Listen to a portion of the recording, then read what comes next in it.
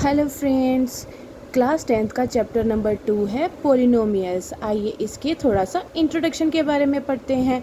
सबसे पहले हमारे पास आता है टर्म्स मिलता है कोफिशिएंट और वेरिएबल पार्ट को मिलाकर। कोफिशिएंट क्या होता है? नंबर पार्ट, और वेरिएबल क्या होता है? जैसे x, y या फिर z। एग्जाम्पल से हम इसे डिटेल में समझते हैं।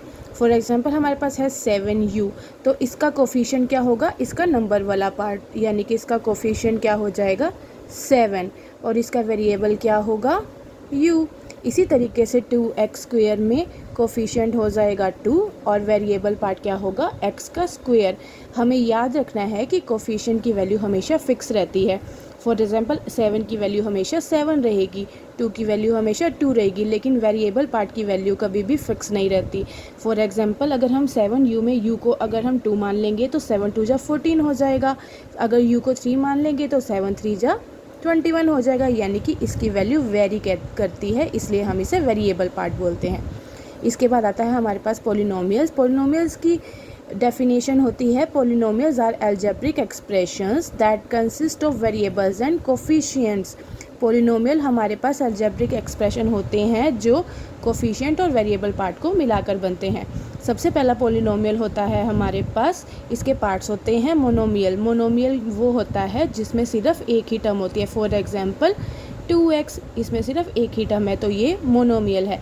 बाइनोमियल जिसमें 2 पार्ट्स होते हैं, जैसे 2x + 3, इसमें 2 पार्ट्स हैं, तो ये बाइनोमियल है। इसी तरीके से ट्राइनोमियल में हमारे पास 3 पार्ट्स होते हैं, जैसे 5x² + 3x + 7, इसमें 3 टर्म्स हैं, तो ये ट्राइनोमियल हो गया। और मोर देन 3 टर्म्स को हम बोलते हैं पोलिनोमियल्स। इसके बाद आता है degree. Highest part of variable in a polynomial is known as its degree. इसे हम एग्जाम्पल से समझते हैं। जैसे हमारे पास एग्जाम्पल है 4x² + 5x + 3, इसमें वेरिएबल की हाईएस्ट डिग्री, यहाँ पर x² है, यहाँ पर x है, लेकिन वेरिएबल की हाईएस्ट डिग्री क्या है? 2। तो यानी कि इस जो हमारे पास अलजेब्रिक एक्सप्रेशन दिया हुआ है, इसकी डिग्री है 2, क्योंकि हाईएस्ट पावर जो वेरिएबल की है वो है 2।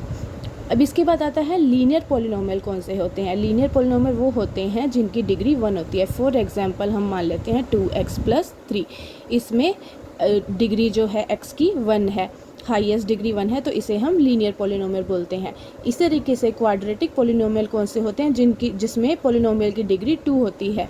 फॉर एग्जांपल हम मान लेते हैं 4x² + 5x + 3, इसमें हाईएस्ट डिग्री 2 है, तो ये क्वाड्रेटिक पोलिनोमियल हो गया। इसके बाद क्यूबिक पोलिनोमियल, जिसमें पोलिनोमियल की डिग्री 3 होती है। For example 3x² - 4x² plus में 2x + 7, इसमें हाईएस्ट डिग्री, यहाँ पर 3 आएगा, तो ये क्यूबिक पोलिनोमियल का हमारा एग्जाम्पल हो गया। इसके बाद आता है zeros of a polynomial.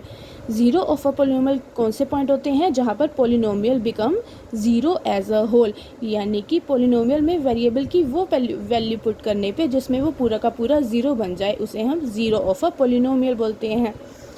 Standard form of a polynomial. Polynomial की स्टैंडर्ड फॉर्म क्या होती है? ax² प्लस में bx + c। होप आप लोगों को ये समझ आ गया हो। Please like, share and subscribe. Thank you.